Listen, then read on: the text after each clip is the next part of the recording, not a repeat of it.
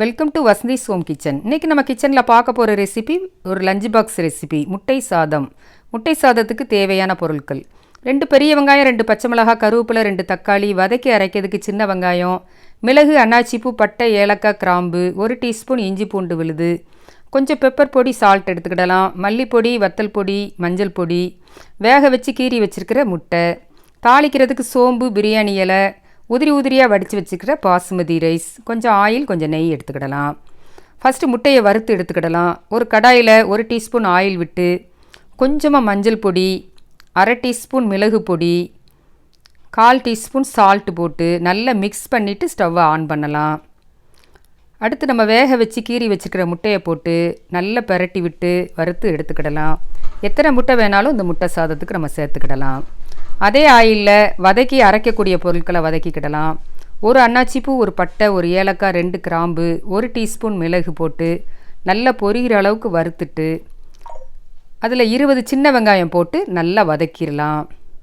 இந்த மிளகு சின்ன வெங்காயம் பேஸ்ட்டு தான் இந்த சாதத்துக்கு ரொம்ப ரொம்ப டேஸ்ட் கொடுக்கக்கூடியது. நல்லா வதக்கி மிக்சி ஜாரில் எடுத்து வச்சு நல்லா ஆறுனதும் விழுத அரைச்சி எடுத்துக்கிடலாம். இப்போ முட்டை சாதம் தாளிச்சுக்கிடலாம்.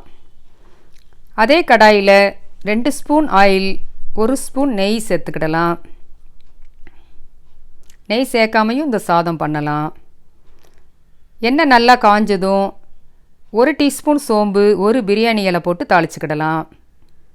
அடுத்து கட் பண்ணி வச்சுக்கிற 2 பெரிய வெங்காயம், 2 பச்சை மிளகாய், கருவேப்பிலை போட்டு நல்லா செவந்து வர்ற அளவுக்கு வதக்கிக்கிடலாம். வெங்காயம் நல்லா வதங்கினதும் 1 டீஸ்பூன் இஞ்சி பூண்டு விழுது சேர்த்து பச்சை வாசனை போகிற அளவுக்கு வதக்கிக்கிடலாம்.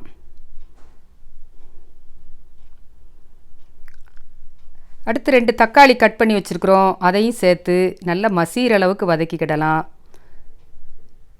இந்த சாதத்துக்கு தேவையான சால்ட்டை இப்போமே நம்ம சேர்த்துக்கிடலாம். 1 டீஸ்பூன் சால்ட்டு சேர்த்து வதக்கும்போது நமக்கு நல்லா மசிஞ்சு தக்காளி வரும். இப்போ அரைச்சி வச்சுருக்கிற வெங்காய பேஸ்ட்டை சேர்த்துக்கிடலாம். நம்ம ஏற்கனவே நல்லா வதக்கி தான் அரைச்சி வச்சுருக்குறோம், அதனால் லைட்டாக வதக்கினாலே போதும். இப்போ மசாலா பொருட்கள் சேர்த்துக்கிடலாம். 1/2 டீஸ்பூன் மஞ்சள் பொடி, 1/2 டீஸ்பூன் மிளகாய் பொடி, 1 டீஸ்பூன் மல்லிப்பொடி சேர்த்துக்கிடலாம்.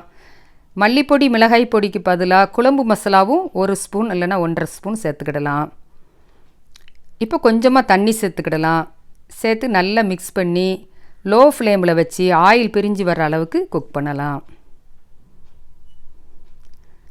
இப்போ மசாலா நல்லா ரெடி ஆகிட்டு ஸ்டவ்வை லோ ஃப்ளேமில் வச்சுட்டு நம்ம உதிரியாக வடித்து வச்சுக்கிற பாசுமதி ரைஸை தேவையான அளவுக்கு போட்டு நல்லா மிக்ஸ் பண்ணி விட்டுடலாம்.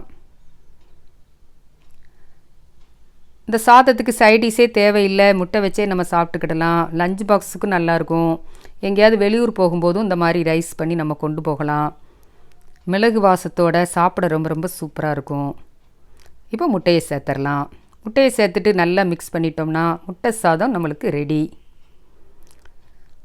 இந்த முட்டை சாதம் ரெசிபி உங்களுக்கு பிடிச்சிருந்துச்சுன்னா வசந்திஸ் ஹோம் கிச்சனை லைக் பண்ணுங்கள், சப்ஸ்கிரைப் பண்ணுங்கள், ஃப்ரெண்ட்ஸ் அண்ட் ஃபேமிலிக்கு ஷேர் பண்ணுங்கள். நன்றி, வணக்கம்.